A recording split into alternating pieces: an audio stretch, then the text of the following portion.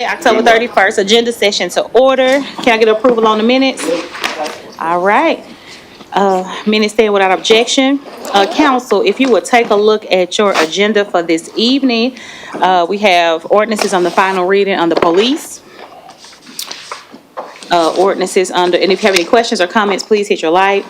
Ordinances under first reading, we have, for item A, I did want to note that I do have some amendments, so for that item, Madam Vice Chair will be stepping in for that item. And those amendments, I did want to read those so you all are aware of what they are. For the zoning piece of that, they were sent to Karen as well. The following items can be permitted. These are additional conditions in addition to the ones that are already there. For item A, the following can be permitted by special exception by City Council: microbrewing. The following can be permitted by special exceptions from BOZA, a home daycare, and then the following will not be permitted: social services, boarding houses, bed and breakfast. Short-term vacation rental was already addressed in the conditions, so I wanted to make note of those at our agenda session, and those are the amendments I plan to bring this evening. Any comments or questions? Okay, planning item B also pertains to the west side. All right, Councilwoman Coonrod. Thank you, Chair. I wasn't here for the past two Tuesdays, but I wanted to, Jermaine, are we able to, or is it against state legislation to add a linkage fee to any commercial development and tie it into affordable housing fund? So I believe that there is state legislation against impact fees, but I think you're asking specifically about the west side and the west side TIF. So what we have done is we have carved out part of the new sales tax revenue that would be created to be dedicated to the affordable housing fund. So we are trying to accomplish that goal through a different way. Okay, Yeah. thank you. Okay. Yes, ma'am. All right, so that, Councilwoman? All right. Okay, we're under first readings, item C or D. Any comments or questions? Okay, items, we have resolutions, council office, we have items A and B. And to note, item A is a ARPA award. Okay, any comments or questions? Early learning, item C and D. Okay, under economic development, items E. It's a lot of those, items E through K. All right, Councilwoman Burrs. Yes, ma'am, thank you. Item E, you just see the initials there. That's a lease for her song, which is Tim Tebow's foundation relative to human trafficking. They'll now be at the Family Justice Center. Hey, okay, thank you. All right, thank you, Councilwoman Burrs. Okay, any other comments or questions? Council, please note item I, Madam Vice Chair will be taking over for that particular item. I did have a few amendments, and I wanted to go ahead and read those as well. And I want to thank Jermaine for working with me with these amendments. They are, I want to read those into the record. Until all current residents of College Hill Courts and Gateway Tower are provided permanent housing, the Chattanooga Housing Authority shall be required to provide updates to City Council at least semi-annually regarding the status of the implementation of the relocation plan, and also provide updates on the status of construction of replacement housing and financing plans for such housing. Until, condition 2, Amendment 2, until all current residents of College Hill Courts and Gateway Tower are provided permanent housing, Chattanooga Housing Authority shall be required to annually survey the residents of College Hill Courts and Gateway Towers regarding their desire to continue living in the west side of Ball's footprint. Number 3, to the fullest extent permitted by law, the Chattanooga Housing Authority will agree to minimize the effect of relocation on vulnerable populations in College Hill Courts and Gateway Towers, such as senior citizens with mobility challenges and disabled persons, by minimizing the number of relocations based on the information we saw last week, including temporary relocations that may be required to such persons. The updates provided by Chattanooga Housing Authority shall address the relocation efforts related to these vulnerable populations. And then finally, the city of Chattanooga may hire its own consultant to review the relocation work of Chattanooga Housing Authority's relocation consultant. So those are the amendments that will be added for this evening for that item, for item I. So I just wanted to make you all aware of that. Councilwoman Coonrod. Thank you, Chair. Those are some great amendments. I'd like to add, I know we've talked about it, and it's kind of a thing that we just think that people should know, is that with the HUD, right to return, like we talked about it, Betsy talked about it, we done told it to the constituents that live out there. However, I would like to see it documented in the plan. So we got proof to say, okay, we didn't just talk about it. It's right here to be a part of the plan. So then our residents will also, and I would also like to add that we have to communicate, because Ms. McCray, she didn't really go into details of it, but if you relocate from the west side, and then they're gonna thoroughly do another background check, send you through a screening. So if you've had any problems once you was relocated to come off the site, you want to return and you've gotten into some trouble, some mishaps, then that's going to disqualify you. Okay. I'm not sure if that's fully being communicated or not, but it's that way now. It's that way now. Because when I saw the survey, like 257 of the residents are saying like, hey, we want to leave, or you have some that's saying they want to stay, they want to get a voucher. So I think not fully understanding what that means, because we can give you a voucher, but if there is no housing stock and you only have, I should ask Betsy, so if they have at 90 days to get a voucher and not able to find housing, because we see what the housing looks like, are you extending that voucher, or are you giving them an option to say, okay, you couldn't find housing with a voucher, we're going to give you the option to return back? Yeah, no, we would work with them to extend the voucher indefinitely until such time, if they want to use the voucher, they found adequate housing. Okay. And as we mentioned last time, we'll be working with Urban Strategies. We'll be working individually with every family member to make sure that whatever their housing desires are, that we reach them and achieve them with the families. Okay, and then one last thing, Chair, is that also with the surveys, there was an extremely high number that I thought, and I'm actually proud of those individuals. They're saying, hey, we want to take advantage to become a homeowner. Once you're ready to get that process, I would love to be a part of it, just to encourage them, because I remember when I was that person from the west side, and sometimes just having that little bit of encouragement, to help them on the journey, because becoming a homeowner, like, it can be tedious, stressful, and people will be ready to give up. But I'm really excited that they want to take that step. Yeah, we are too. In fact, our board just an hour ago approved a proposal to allow homeownership-ready public housing residents to get a voucher, because a voucher can actually be used to offset the expenses of homeownership. So that was just approved. So hopefully we'll be able to respond to the needs of the residents who express that interest. Awesome. Thank you. Thank you. Right. Thank you, Chair. All right, thank you, Councilwoman Coonrod. And you did bring up a point about the right to return. That was discussed last week. And if someone, either Housing Authority, I know you just said that, Betsy, or either Jermaine can explain, or if someone from Columbia Residential, the only reason why people would not be able to return, and we can state that into the amendment as well, but it is a rule also, but we'll add that to these amendments. Yeah, I was going to ask either Jim Grawley or Joe Kelly to come up to explain the background. Okay.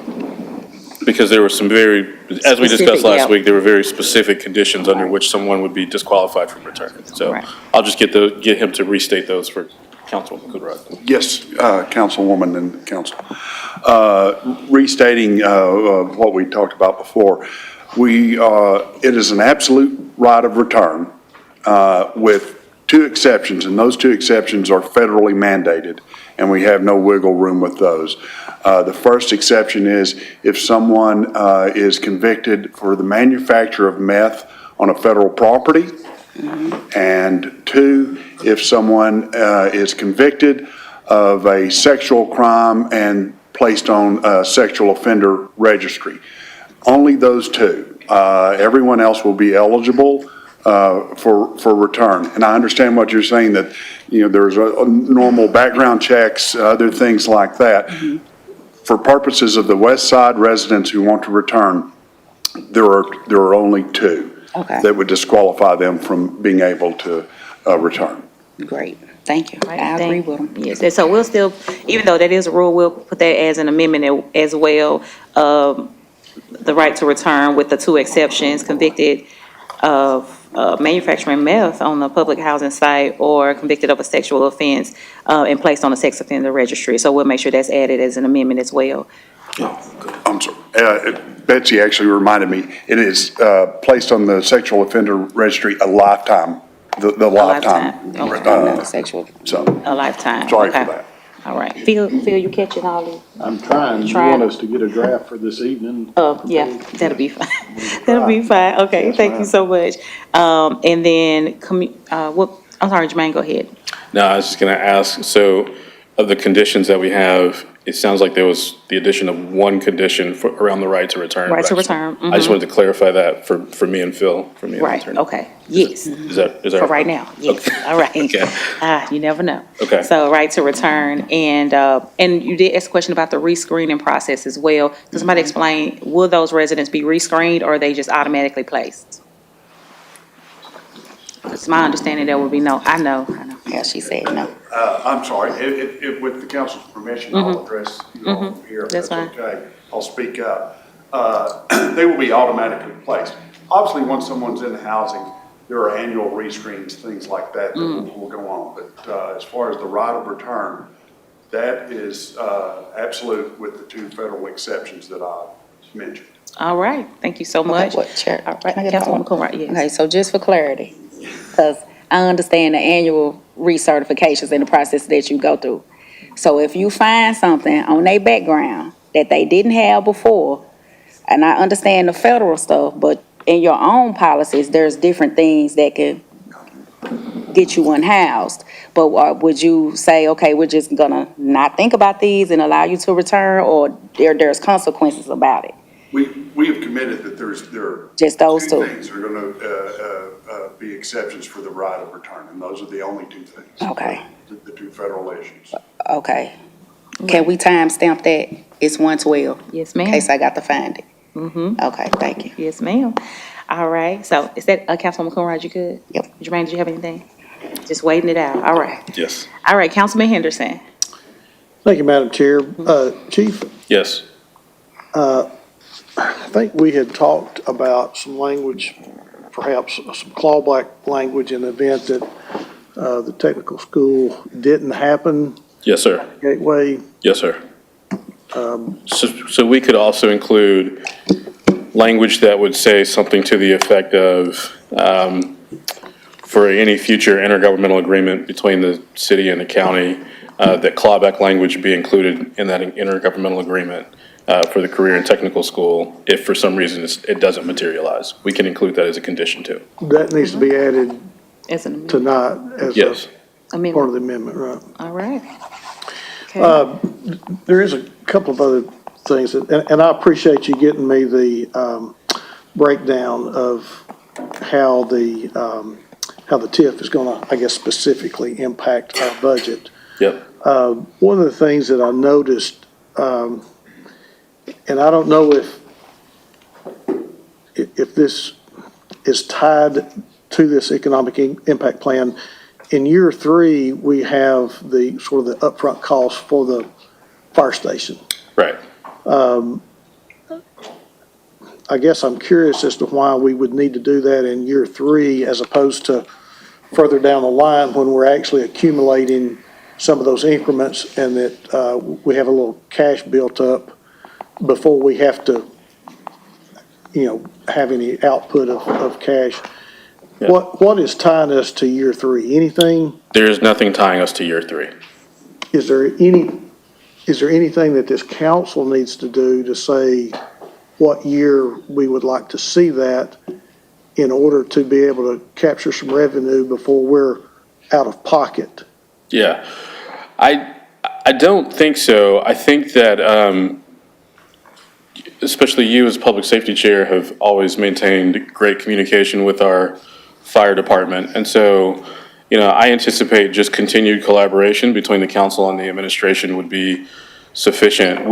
Year 3 was just, me trying to sort of formulate when the money could be spent for the fire department, for the new fire station. But there's nothing tying us to year 3 at all. That's something that we could continue to discuss with the council in the coming years to make sure that the construction of a new fire station is tied to when TIF revenues are coming into the city. Which, and as you and I have discussed, part of the beauty of this, of the council's TIF policy is that 40% off of every dollar, 40 cents of every dollar of property tax revenue is retained by the city for increases in essential costs as well as debt service. And then in this TIF, we also included an additional 4 cents of every dollar to fund the construction and operations of a fire station. But yeah, we could continue to work with the council to determine when would be the best time to tie the construction of the station to increase revenues. I would like to hear from the fire chief at some point in time. Yes, sir. About his thoughts of when this needs to be brought online. I think it would just keep from having so much pressure added to our budget. It looks like we're a little bit in the hole up until about year 5, if I'm Right. reading your chart correct. I don't know how many of the council has had an opportunity to look at this, but it looks like maybe after year 5, we sort of start breaking at least even Yeah. Yes. with revenues coming in versus expenditures going out. Yes, that's correct. I mean, and I'm happy to, I don't know if Chief Hyman is, well, we could have Chief Hyman follow up with you. But he and I have talked about when the fire station, and when the fire station needs to be built. And so I certainly don't think that he is tied to year 3, but I also don't want to speak to him. I was just trying to give you a good sort of sense of when revenue would need to be spent. Okay, but there's nothing that the council would need to take action on as we're taking action tonight No, sir. regarding that then? Okay. Yeah. Thank you, ma'am. All right, thank you, Councilman Henderson. Madam Vice Chair Hill. Thank you, Madam Chair. The discussion about the right to return and the amendment to be added, it occurs to me that because the right to return standard is tied to a federal standard that the Housing Authority nor the City of Chattanooga have control over nor authority over, perhaps that language should be a little tighter, just something about the right to return being tied to the federal standard. For right to return is okay, Betsy's shaking her head, yes. That way, in the event that something changes in the federal law over the next 8 years as these units are being built, we aren't going to find ourselves in a sticky legal position. All right. That's all, thank you. All right, thank you. Councilwoman Knoll. Thank you, Madam Chair. This might be redundant, I'm sorry, because I was late. But it was brought to my attention that there's a 21 rule that's connected to the Chattanooga Housing Authority for residents to be housed there. Is that? I'm sorry, at 21 rules that someone brought to my attention, that you have to, there's certain rules that you all have posted that says 21 rules, or is that going to be tied to this?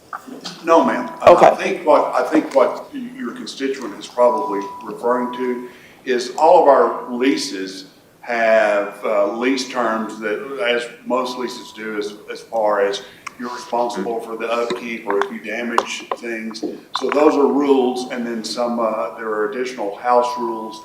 You can't get in fights on the premises, things like that. But those are completely separate and have no interplay at all with the right of return. Okay, so nothing counteracts with that right of return, that's in those correct. 21 rules? That's correct. Those have no application. Okay. Duly noted, thank you. All right, thank you, Councilwoman Knoll. Councilman Henderson. Thank you, Madam Chair. Chief, I had one follow-up that I forgot to ask, and I don't have the economic plan in front of me. Is it listed in the plan? I don't remember seeing it, when the last parcel has to go online. Yes, it is in section 8 of the economic impact plan, and the year is 2030. Okay, and that would be, all parcels would need to be online. All parcels have to be triggered by By 2030. Yes. And then at that point, at what, you'd have a 20-year Yes. after that? Yes. Okay. All right. Thank you. Thank you, Yeah. Councilman Henderson. Okay. Any other questions about those items? So we do have, please, 6 amendments for this evening. Yes, ma'am. So we'll have those, read into the record again at the additional 2 read into the record again for the, 4 o'clock meeting. Yes. All right, council, if you continue to look at your agenda, we're on the resolutions. Any comments or questions about those, please hit your light. We have, information technology, legal, and planning. Councilman Ledford. Thank you, Madam Chair, and please excuse my absence. Thank you, I appreciate that. I was in Nashville helping my district obtain a new surgical center that will be coming online, and very happy to be part of that endeavor. Item O, I've had some concern about eliminating park rangers' positions. Jason, you're here, good. Jason, understanding a little bit more, we're talking, I think, about 4 positions and something that's actually, I think, reinforcing what's already in play. But my question to you, and I think for the city of Chattanooga residents, is we are going to look at restructuring our security for parks and the Riverwalk. And this is part of that formula. I'm hoping that you'll say yes. Yes, that's correct. Yeah, we're looking at what money it's going to take to reestablish a kind of a truer park ranger program that's going to be aligned with the current county park rangers and with the police department. So that way we have park rangers that are trained, are have the credibility and the licenses and everything else they need to, and the training for it. So yes, we're working on that process right now. And that's super critical, the correct training and reinforcement and abilities. And I mean, that's has to be something that we get right. Would you agree? Yes, that's correct. That's why it's taken us a long time to go through all we're calling other cities, make sure what they've got correct, just make sure that it's correct before we really push it out and implement it. Okay, so basically hold tight, more to come, but we're working on it. Yep. Okay, thank you. And Councilwoman Coonrod, thank you I picked up on that survey as well. Path to home ownership was very exciting, put a big smile on my face to see so many people out of that survey say they want that. And I think it's a critical component to how we address affordable housing in the future, and that just tickled me. So I appreciate you saying that as well. Thank you. Thank you, Madam Chair. All right, thank you, Councilman Ledford. Madam Vice Chair. Thank you. Because Councilman Ledford brought it up, I want to put a fine point on it again. This week, a desire for home ownership has to be supported with preparation to be a homeowner. And so it's critical that we continue to support programming related to homeownership training and financial education. Thank you. All right, thank you, Madam Vice Chair. All right, council, if you will take a look at your next week's proposed agenda items. Also, please note our business session starts next week at 3:30. At 3:30, trying something new. All right, 3:30. All right, so take a look at that. If you have any comments or questions, please take a look, please hit your light. All right, if you will take a look at your purchases for this evening. We have 6 purchases, but I believe we have Brooke coming up to give us some information. Yes, we are going to request that the second item, which is the increase with the Enterprise FM Trust, we are going to request a 1-week deferral on that. All right, 1-week deferral on item 2, Fleet Management Division. Yes, ma'am. All right. Thank you. Thank you so much. So be looking forward to that this evening. All right, council, you take a look at future considerations. Any comments or questions? All right, please hit your light. Right, don't see any. Today, we don't have any departmental reports. We do have Parks and Public Works. The items that were listed on the departmental reports, leaf pickup, update, and renewable energy and waste to energy project with wastewater, all those will be covered in Parks and Public Works. So if there are no other comments or questions about our agenda for this evening, I will turn it over to Councilman Hester.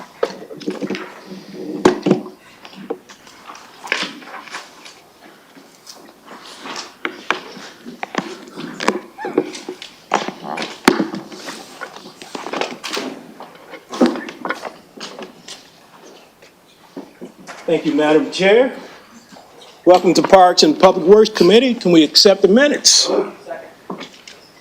Madam Clerk, 6E, please. An ordinance closing and abandoning an unopened right-of-way in the 2200 block of Rossville Avenue as detailed on the attached map, subject to certain conditions. I see no lights. 7N, please. Resolution authorizing the City of Chattanooga to accept 3 donations of LED panels to go alongside the new Jumbotron scoreboard at Frost Stadium from 1, Coke in the amount of $65,000, 2, UTC in the amount of $50,000, and 3, Frost Cutlery in the amount of $20,000, for a total amount of $135,000. O, please. A resolution rescinding resolution number 25339 to eliminate the park rangers' positions for Special Police Commission authority. No hands. P, please. Oh, yeah, I see it now. Councilman Henderson. Thank you, Mr. Chair. I had asked last week, I brought this up during the agenda session, and I was really wanting sort of explanation, briefing. I know we had just a snippet here earlier, but one of the things, Jason, I was concerned with is in the community survey that our city auditor puts out every year, residents have a concern with safety in our parks, and particularly in the evening or at nighttime. Seeing that we're eliminating the park rangers kind of gave me pause as to, and I guess I would like to understand a full understanding of what we're doing to take the place of these park rangers and what we're doing in the meantime, in the interim. Okay, so 5 years ago, the park rangers were changed from a park ranger position to a park ambassador position, and they currently exist, and that will continue to occur. So nothing is really changing between today and tomorrow. They will still continue doing the actions that they are assigned currently. The issues that we run into was 10 years ago, they were given a special commission to wear a badge and to enforce certain policies, procedures that we're not training them for now and we're not asking them to do. So we're trying to clean that up a little bit about what are we asking our employees to do and what is the perception that they are capable of doing. So that piece is cleaning what we're asking you to do is clean up that piece of it today. Then going forward, we're looking at different models that are working for a park ranger that is more kind of led by the police department, have the capabilities to enforce all rules, not just a few park rules that are, I guess, more encompassing of public safety, which we're being asked to do. So we're going about like a two-step process, and so we're working on the other piece that you're asking about to push that forward into the budget season. This next budget, you'll get a budget and an ask to establish a park ranger program. How many park rangers do you foresee us employing? We would like somewhere between 8 and 10. Okay, and that would be increase from what we're calling park ambassadors? Yeah, the park ambassadors, that's a 2 different programs. So the park ambassadors is a different program where they're just more like checking individuals in for reservations. They're going around, making sure that if there's anything broken in our, the parks, they're just kind of keeping eyes and ears on the parks. That's a different program. We'll still do some of that, but what you're asking for is more of a enforcement type of program. Well, enforcement and security. Yeah. Because looking at that survey, many of our residents are concerned, I guess, particularly at night, about going into some of our parks. Yes. This will help with that. So what kind of hours will these park rangers have? Well, we're still a little early on to say exact the hours and things, but it'd be the evening hours that we're looking at. Okay. That's what we're going to bring forth as a whole plan. And this would come, I'm assuming, with an increase in pay of what we're currently paying these ambassadors? Correct. Okay. When do you think you'll have sort of this new position back in front of us again. I know it's got to coincide with the budget year. Yeah, we'll have it, it'll be within our budget ask for next year, for the FY25 year. It'll all be together, and we'll have it all ready right at that time. But we'll also have to address, though, their authority, their position, all of that, correct? Correct. With a resolution or with an ordinance, I would assume, maybe an Well, ordinance. that's why we're working with the police department, because we would actually like a lot of this to come through the police department, so that way we don't have to do separate ordinances. It can all be through them. Okay. All right. You Thank you, good? Mr. Chair. Okay. P, please. A resolution authorizing the waiver of park rental fees for River City Company in support of the Riverfront for the dates of November 22nd, 23rd, and 24th, 2023, to be held in Ross's Landing, Renaissance Park, and Chattanooga Green, with a deposit in the amount of $2,500, responsibility of the applicant, for a total amount of $3,500. Chairwoman Donovan. Yes, I think there was some updates to this one. Was the amount correct, Jermaine, or is Jonathan here for that item?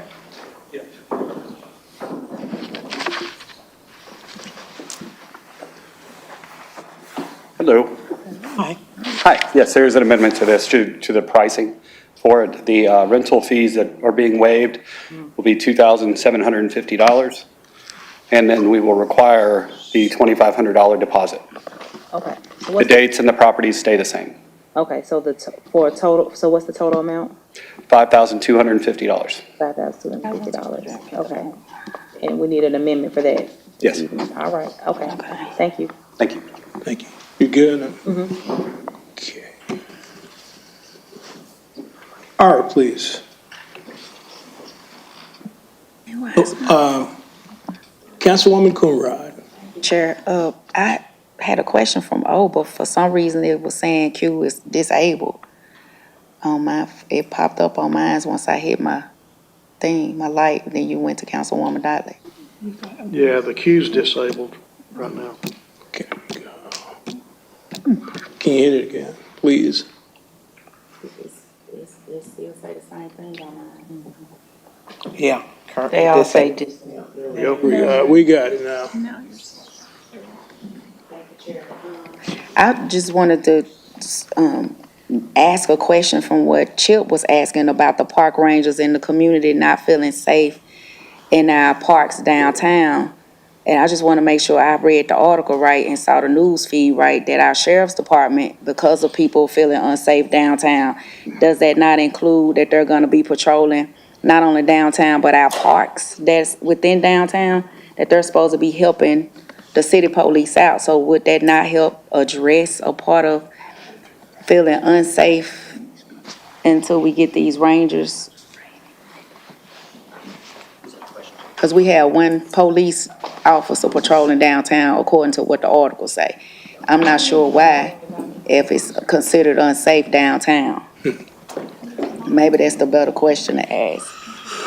All right, so what's the specific question? I'm sorry. Is that his concern was around constituents saying that they're unsafe downtown and in our parks. Now, according to the article in the news feed and the releases went out, the sheriff's department, because we only have one police officer patrolling downtown, that they're gonna pitch in to help us. So wouldn't that address or helping with the safetiness of that people feeling unsafe? It'll help it feel more safe, I guess, with the sheriff helping and the one police officer, or are we planning on adding more police patrolling downtown? And I know when I say that before, it was said, oh, well, we don't want to move the police from in our area. Well, apparently, the crime is happening downtown. I can move a police officer from District 9, according to what the data say, to go downtown. But I'm just asking a question. Thank you for the question, Councilwoman. So we do have more than one police officer that is regularly assigned to the downtown area. They're in districts all throughout the downtown area and what we consider the North Shore area as well, that incorporates the downtown. So as far as the parks, no, there's not anyone that's assigned to the parks from the sheriff's office, We're not, while we're working with them, they're doing something separate and apart from the police department in assigning their deputies on overtime shifts. Okay, and we have several, so the article was wrong when they said it was on the one patrolling. Okay. Thank you. Oh, and do the cameras all work downtown, including the ones in the park? All of the public safety cameras are currently operating, and as I've shared in conversations direct with you, but also with the rest of the council, what we have done to ensure that when a camera has gone down, like we had it from the mass shooting on Macaulay last year, is our people that work in the Arctic, when they come on shift, they spend about at least an hour to 2 hours at the beginning of their shift checking all 78, 83 public safety cameras. They're actually owned by the police department. They do a diagnostics check on that to ensure that those cameras are operating. And currently, all cameras in all throughout the city, public safety cameras are operating. Yes, ma'am. Thank you. I did receive that email. I'm glad to know that, because if it's any shootings that's captured on camera in my district, I'm glad to know that we could be able to use that footage. Hence, since that was the way it was captured on downtown, I want the same thing for my district too. So that means you need to put the guns down in front of them cameras. Yes, ma'am. Thank you. You're good, Councilwoman. Cool. 7R, please. A resolution authorizing the administrator for the Department of Public Works to award contract number F-22-005-201, fire hall number 10 and 12, concrete repairs to J. Brennan Construction Incorporated of Dalton, Georgia, in the amount of $96,330.19, with a contingency in the amount of $9,750, for a total amount of $106,082.19. See no hands. S, please. Resolution authorizing the Public Works Administrator to accept a Historic Preservation Fund grant in the amount of $70,000 from the Tennessee Historical Commission and authorizing the $50,000 match from Regional Planning Agency fund balance for a total project cost of $120,000 to update historical guidelines and create landmark guides for local landmarks and historic districts. Wastewater, T, please.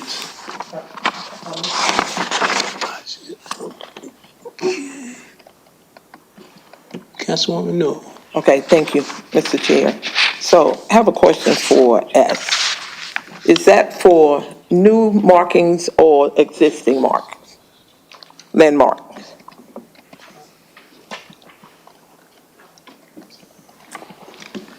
Is anyone here?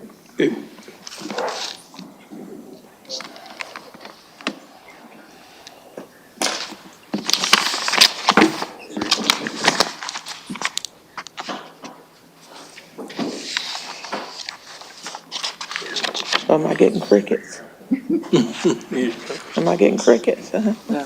Okay. Thank you, Councilwoman. No, I know that there are some existing ones, and that there are some updates, but I'll find out from the staff whether or not there's any new ones that are to be included in that. So I would like to know if it's where in District 8 they are going to be.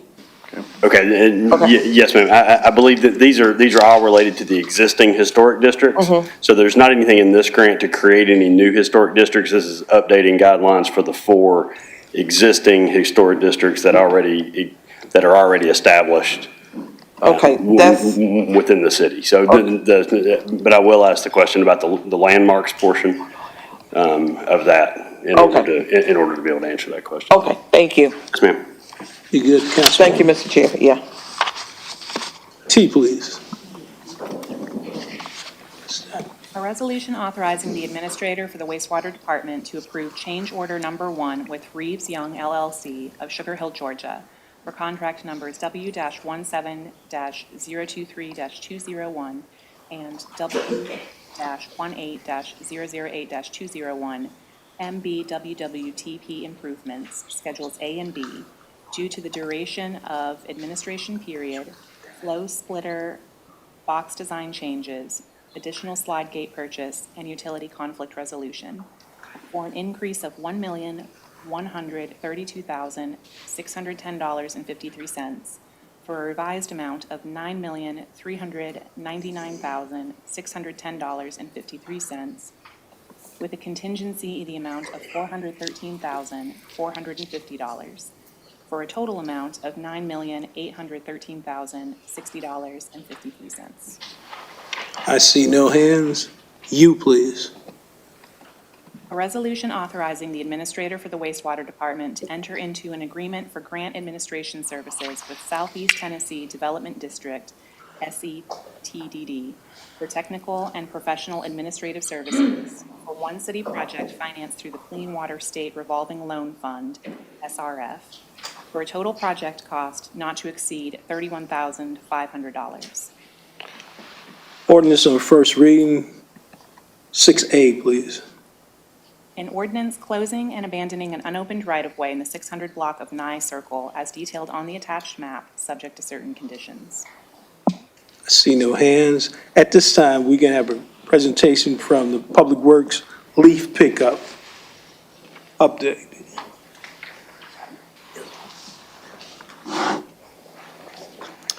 Good afternoon. How's everyone doing? It's that time again.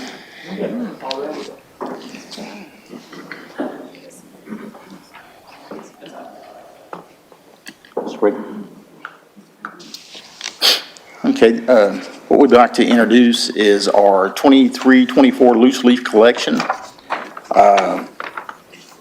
We've got a few changes this year.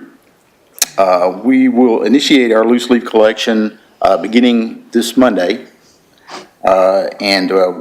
We've published this, we're going to publish the press release in the social media on our website, and this will be available tomorrow.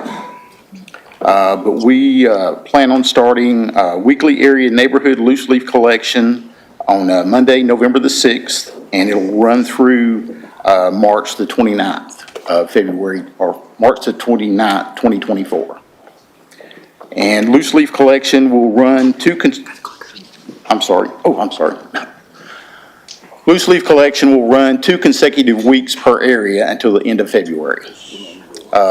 And to eliminate confusion, area brush and bulk collection will match the loose leaf collection schedule. And this will also be on the city's webpage, how the bulk and brush is going to change. The last week of loose leaf season we will utilize to clean up the different areas, so they'll probably be down to 1 week per area. And this is basically an inventory of the current vehicles we have. We have 12 trucks with 12 mounted vacuum bodies that will be picking up the loose leaves.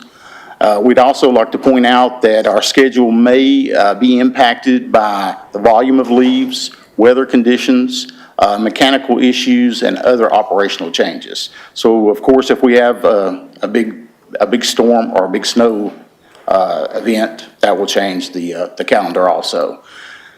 There are also 7 recognized holidays that occur during our leaf season. Designated staff will inspect and perform inspections during the loose leaf season and after the loose leaf season to make sure everything's been picked up. And these are our areas. We will start in Area 1 Monday, and we'll be there for 2 weeks and then move on from there.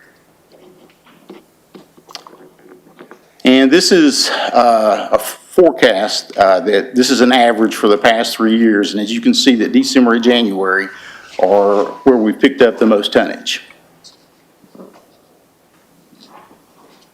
And we usually average anywhere from 4,500 to about 5,000 tons per year. And also, signs will be located throughout the different areas every 2 weeks at intersections, and explain that we'll be in those areas picking up leaves. And any questions? I have a question. Yes, sir. See if you just, somebody in the neighborhood, and they want to know where exactly do you put your loose leaves outside the yard or Where do you want the Yes, sir. place? And if you go to the webpage, those instructions are there. They're pretty clear that we ask you to sweep them to the end of the edge of your yard, not actually in the street, not in the curb line, not over catch basins or any kind of storm drains. So that prevents any kind of flooding. Okay. Councilman Leffert. Thank you, Mr. Chair. Hey, Ricky, quick question. So we're doing a really good job in neighborhood services of identifying neighborhood associations and HOAs. So in my area, parents doing a really good job at gathering this. Can we get those folks to kind of send out an email ahead of time? I see District 4, a whole area 4 is going to be last, but, and maybe the leaf pickup this week signs are very effective. And I don't say that because of my industry. I'm just saying they really do work because not everybody's on social media and is real excited about tracking all of this. So I think they're very effective. But if we could get neighborhood services to reach out to those neighborhood associations and or HOAs, hey, if you'd like a sign, you'll have to make more, but that's okay. Then I think that would be helpful to getting folks prepared. Sure. Because I know when you come through with the bulk pickup, knowledge is everything. And having a little time, I know I've gotten things out there in advance because I knew you all were coming through. And so I pushed a little harder to get some work done around my house, so. Yes, sir. I don't see that being a problem. They've been very successful for the brush and the bulk pickup. So, yeah, we'd be happy to get more I think if signs. we utilize those resources and those, especially those new connections that are formed, communication's always a good thing. Yes, sir. Okay, Yes, sir. We thank can you. look into that. Yes, Thank sir. you, Mr. Chair. Councilman Smith. Thank you, Mr. Chair. Ricky, you touched on this as far as the drains go. The process that they're going to follow when they're doing this, and this should be how it has been done, I don't know if you've made any changes. This is everything, roadways, yards, anything along their paths that they're focused on. Obviously, drains, I would hope, are a high priority. I pass by several on my commute that are completely covered in leaves. So obviously, nobody's calling and asking for pickup on those. So this process, though, of making these sweeps will take care of drains as a top priority. Does that also include ditches, or we wait for ditches at the end, or how do they do that? No, sir. We plan on sweeping everything as we go. So if we see any kind of, any piles, not even in someone's yard, but are piled up maybe in a vacant lot that are on the edge, we'll pick those up along with catch basins, curb lines, any leaves at all that they can reach with the vacuum unit, they'll pick them up. Perfect. Thank you, sir. Appreciate it. Good. That's good information. Yes, sir. Appreciate it. And also with brush being on the same schedule, after they've run through picking up brush in bulk, they will also help in picking up leaves. So. Great, outstanding. Thank you. Okay. At this time, we'll have a presentation concerning renewable energy and waste to energy project. Good afternoon. Good afternoon. Good to see you all. And just wait for it to come up here. So this is similar to a presentation we gave to the IDB at their maybe 2 meetings ago. And a press release went out about that, and I know some of you saw that. Just want to give you an update on our renewable and waste to energy program. We're actually still settling on a final name for this program, but just wanted to kind of update you and get you, excuse me. I think we can go ahead and go to the next slide, actually.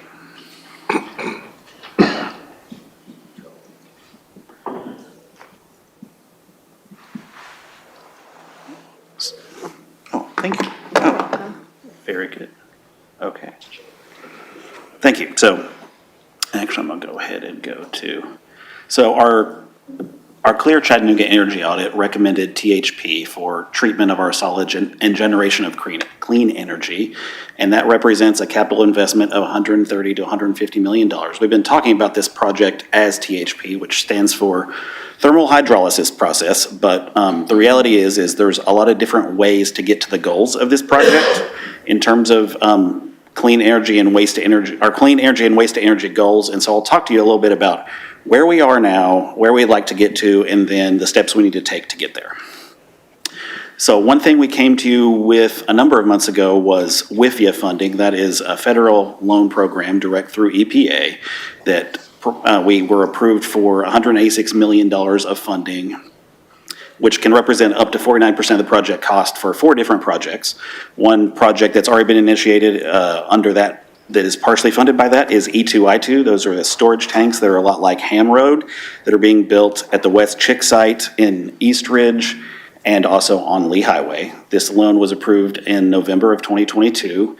And one thing that for all these projects is we do have a ticking clock, right? The deadline for completion of all of them is December 31st, 2028. So currently, this is kind of where we are, just a simple infographic of where we are and some of the things we're spending money on when it comes to sludge that's coming through our system. So it's fed to digesters. Right now, gas is generated from that and is flared off and not reused. That produces biosolids, and we've talked to you all about some of our issues around those lately. Those biosolids are stabilized using lime at a cost of about $700,000 a year, and then we truck that to farms all over southeast Tennessee and North Alabama, and that costs up to about $2.5 million a year to truck that. And those are Class B biosolids, which there are some restrictions on how those are spread. They can't just be spread on normal farms or handed over to the public. So where we'd like to get to and some of the efficiencies. And this is one scenario, like I mentioned, there's a number of different technology solutions for this, but this kind of represents, regardless of which set of solutions we do, some of the benefits that we can realize. So